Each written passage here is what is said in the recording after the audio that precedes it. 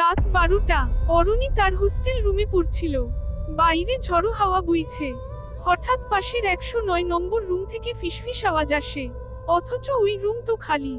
কৌতূহলবশত দরজায় কড়া নাড়তেই দরজা খুলে যায়, কিন্তু ভেতরে কেউ নেই।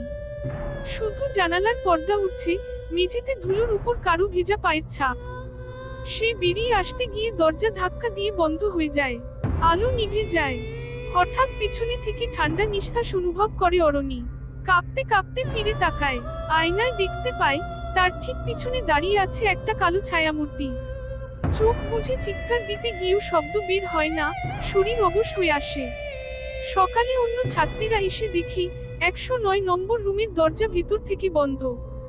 ভাঙা হলে ভেতরে অরুণীর নিথর দেহ মেঝেতে পড়ে আছে, মুখে আতঙ্কের ছাপ। পাশের আয়নায় ধীরে ধীরে ভেসে ওঠে একটা রক্তাক্ত হাতের ছাপ।